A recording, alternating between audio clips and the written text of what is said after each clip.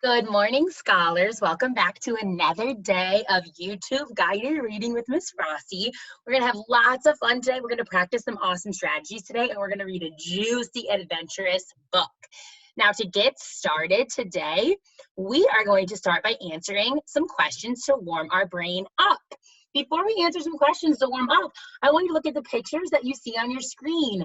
On this top picture, I want to give a shout out to Miss Elizabeth and Levi.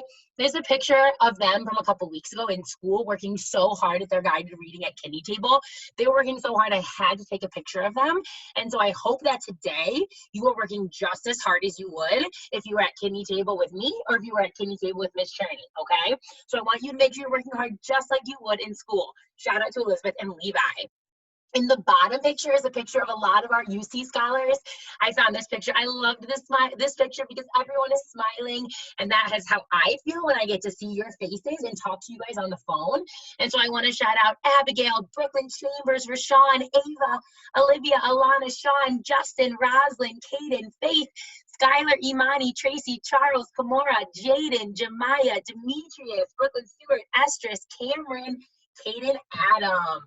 Shout out to you, friends. Please keep working hard, and I love when you keep those smiles on your faces just like you would at school, okay? So my first question to think about today is, what do you miss most about being in school with everyone? What do you miss most? Pause your video and say out loud something that you miss about school. Go ahead and do that now. I miss seeing your faces coming into the building every single day. A lot of you are always giving hugs or high fives or handshakes in the mornings to your teachers, and I miss being able to see all of you every single day.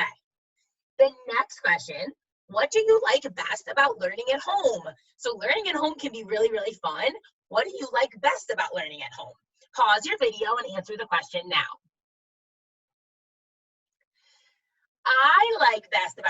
What I like best is I like being able to be in my sweatpants or in my pajamas.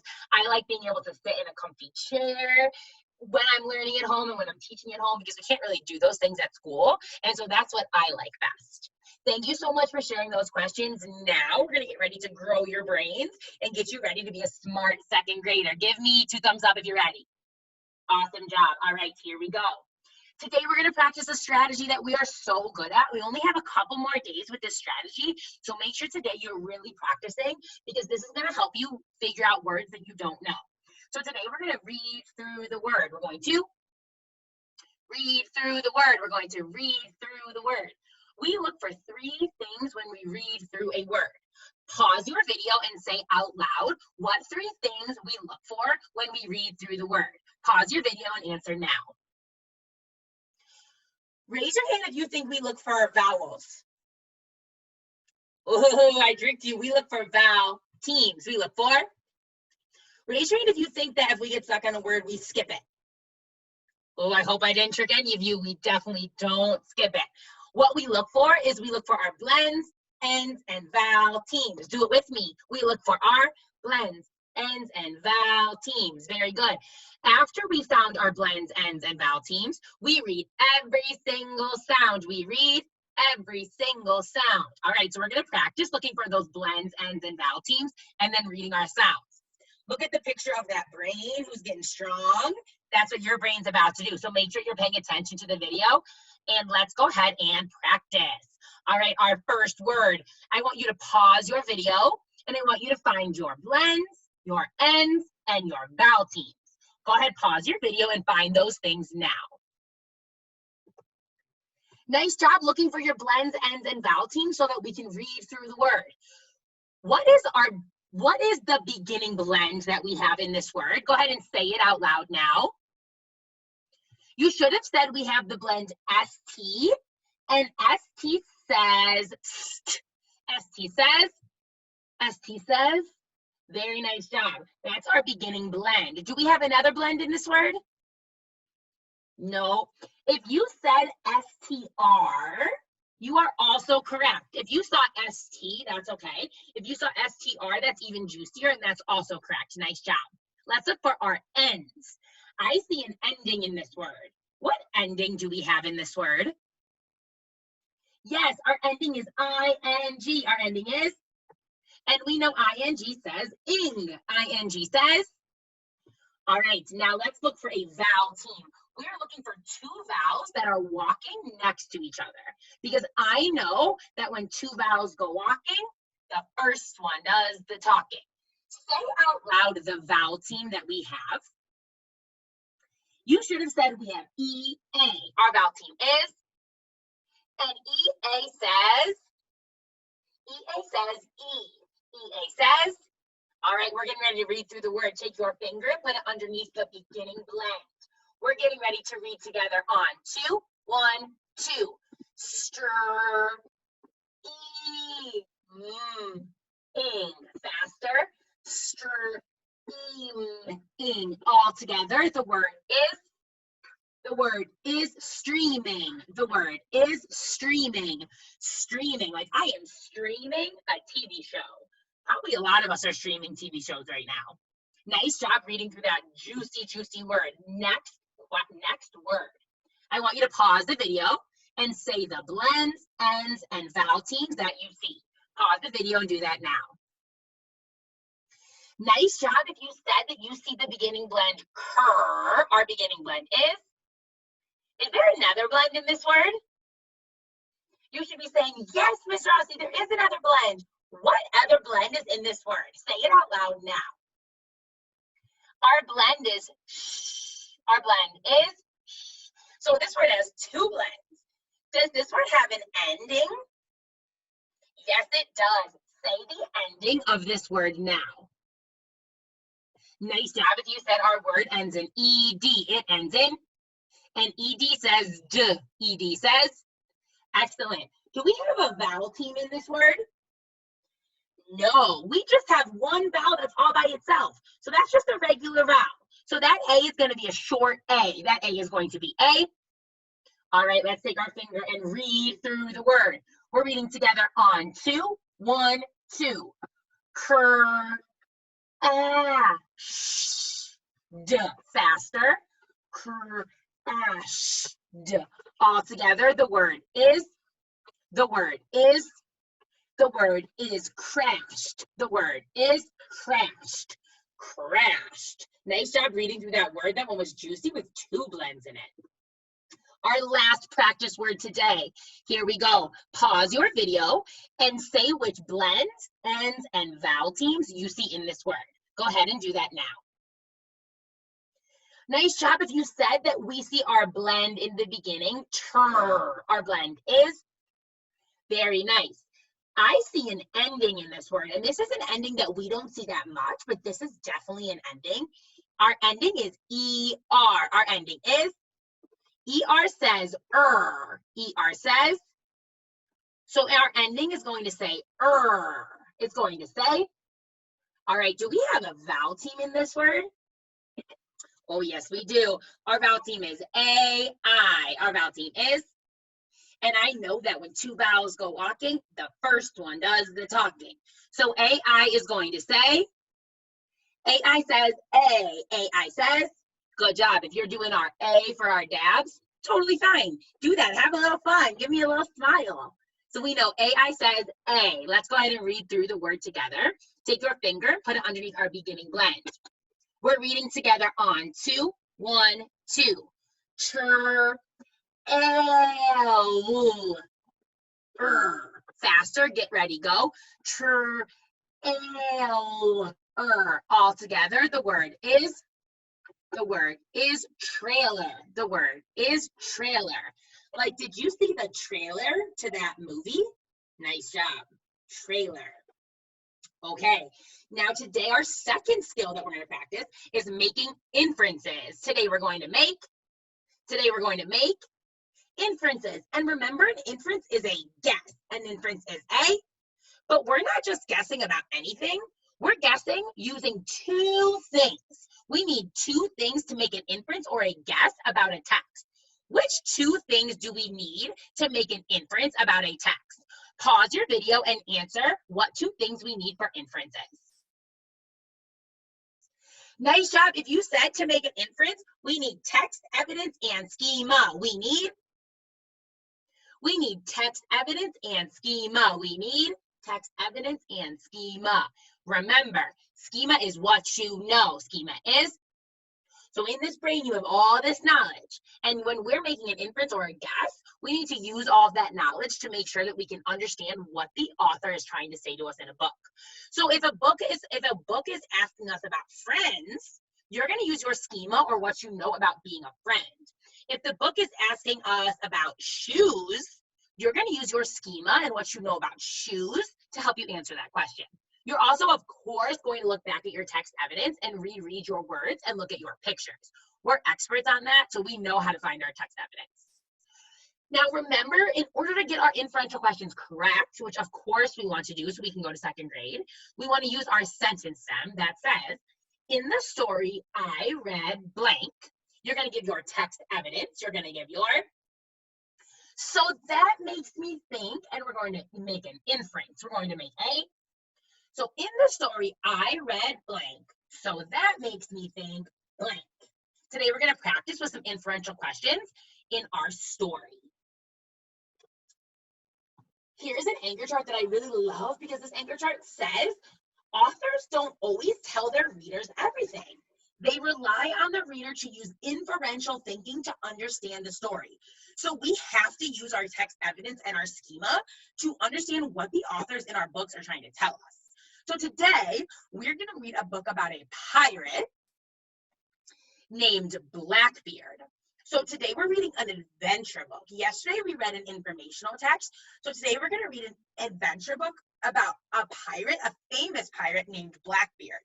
As we read Blackbeard the Pirate today, we're going to read through the words. We're going to make inferences.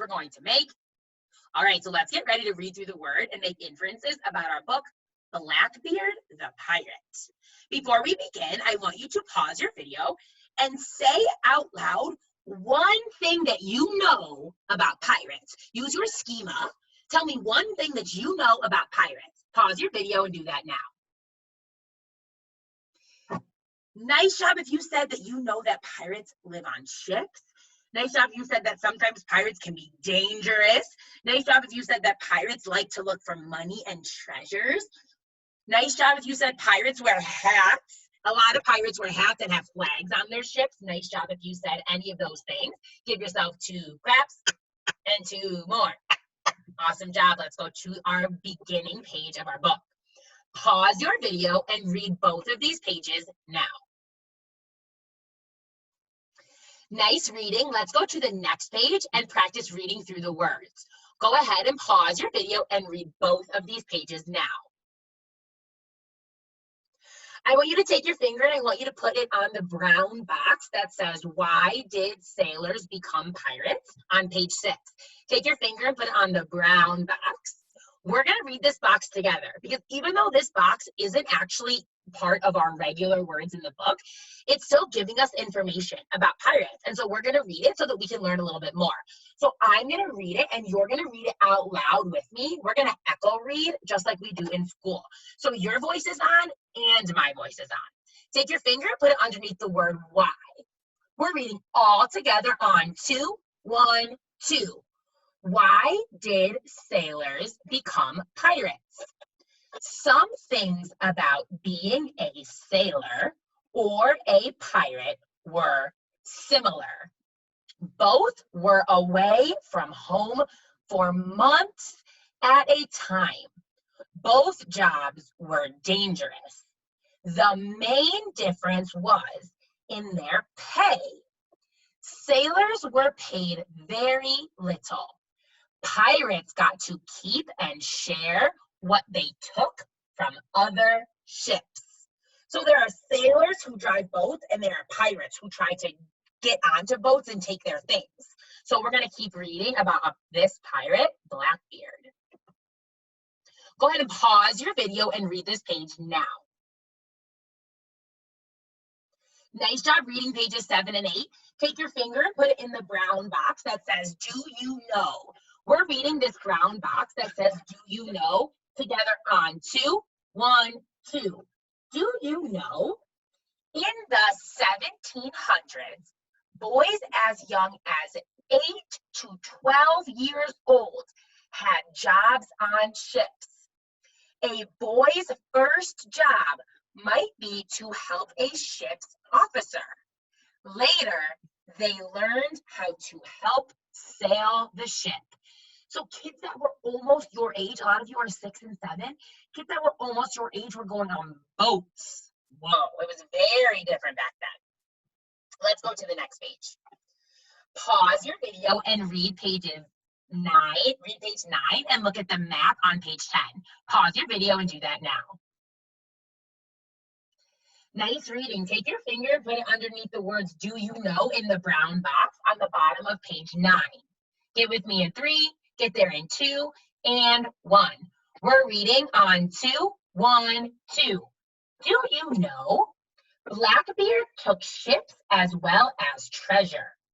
In his pirate life, Blackbeard took over 40 ships. Nice job. Next page. Pause your video and read through these pages now.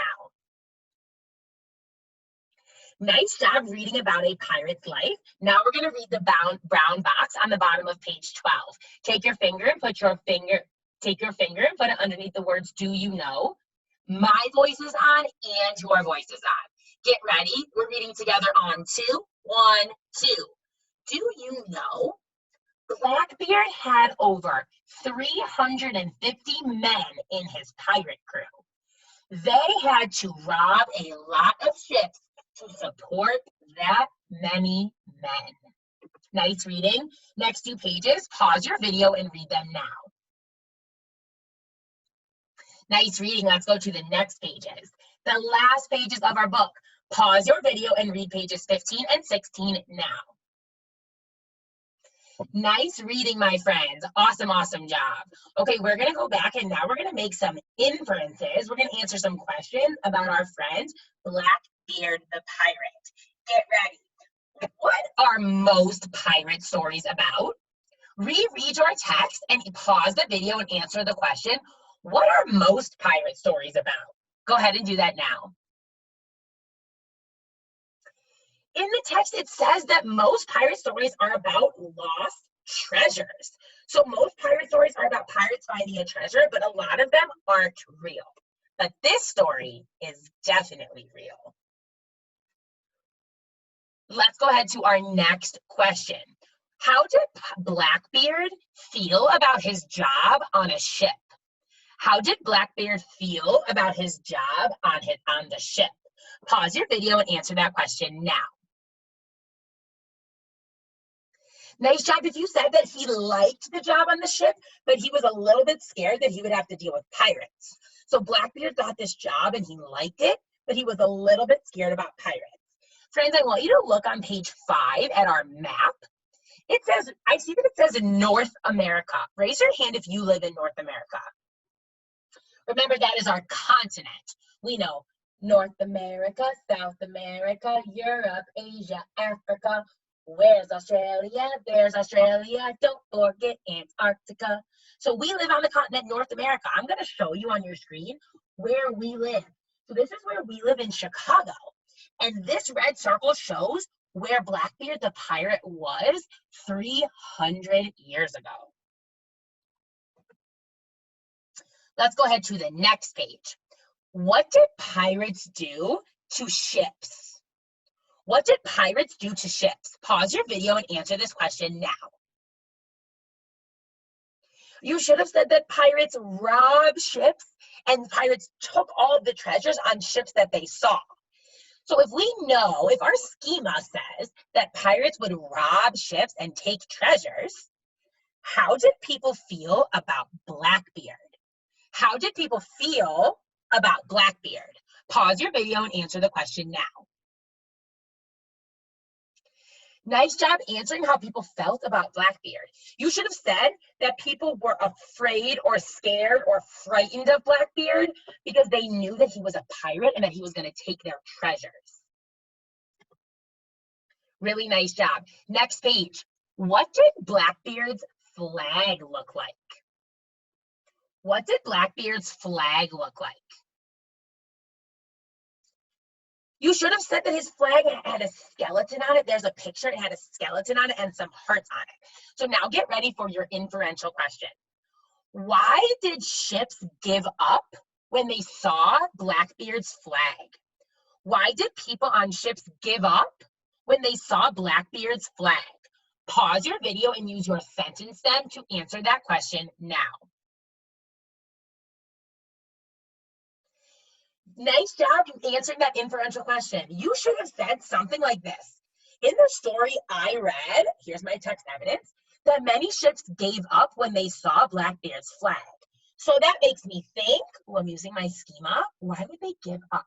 That makes me think that other ships were scared of Blackbeard's ships, and they didn't want him to hurt them, so they just gave Blackbeard everything they have, and they gave up. So ships gave up because they were scared of Blackbeard, and they didn't want Blackbeard to hurt them. Awesome job with your inferential question. Let's go ahead to the next page. What happened? I'm sorry, friends. Why didn't the pirates know what to do when his ship got stuck? Why didn't the pirates know what to do when their ship got stuck? Pause your video and answer this question now. In the story I read that the pirates didn't know what to do with their ship or their treasure. So that makes me think that they had nowhere to put it and they didn't want anyone to take it, so they didn't know what to do. The pirates' boat was stuck and they had to get their treasure, but they didn't know where to put it. Nice job, friends. Let's go to the next page. Why did Blackbeard sail away with the treasure and leave men behind? This is an inferential question. The author doesn't tell us why Blackbeard left men behind, but I want you to answer this. Why did Blackbeard sail away and leave some of his men behind? Pause your video and answer that question now. In the story I read that Blackbeard left many of his men behind. That was my text evidence. So that makes me think that if he left his men behind and took his treasure, that makes me think that Blackbeard was mean or didn't care about his friends that were on his ship because he wanted the treasure all to himself. So Blackbeard takes his treasure and he leaves some of the men with the boat that's stuck. But that makes me think that he must not like those men and he must not care about those men if he's leaving them for a treasure. Nice job. Let's go to the next page, our last page. What happened to Blackbeard at the end of our story? Pause your video and answer that question now. At the end of the story, Blackbeard gets into a fight and he gets killed in this fight. Now, my last question for you today is, why do people tell stories about Blackbeard's life? Why do you think people are telling stories about Blackbeard's life? Pause your video and answer that question now.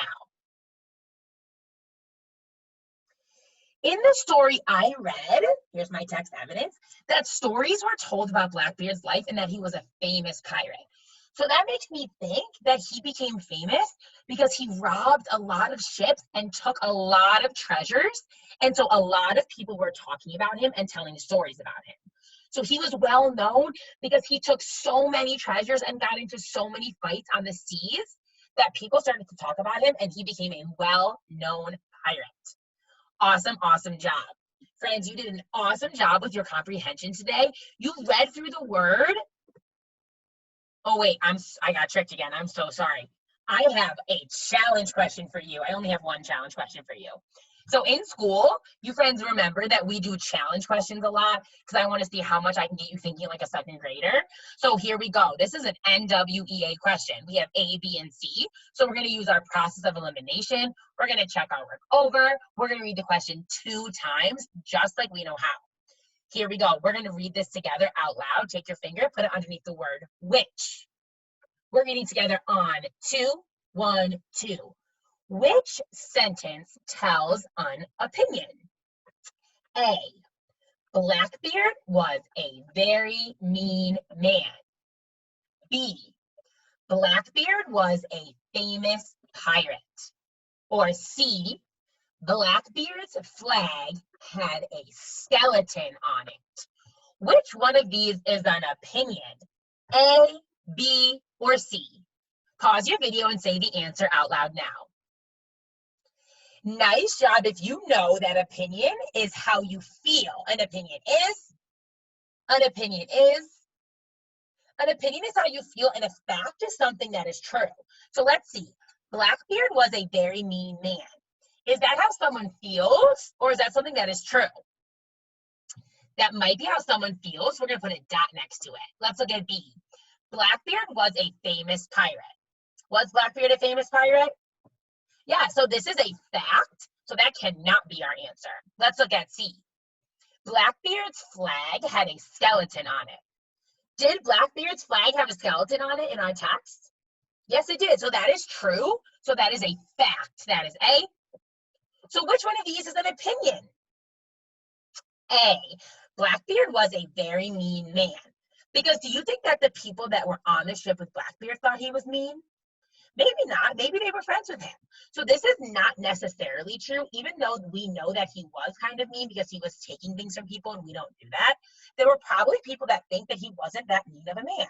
So our sentence that is an opinion is A.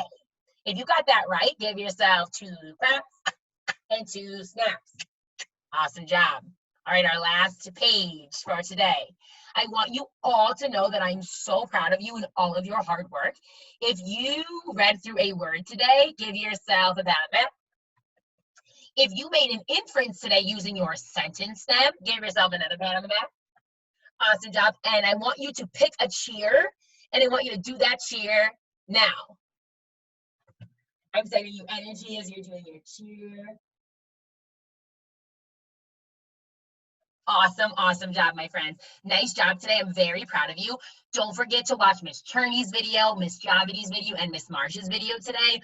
Don't forget to do your Lexia and your Zern today. I'm going to be looking. And don't forget to read a book today and grow that brain. I'm proud of you, friends. I love you, and we will see you very soon.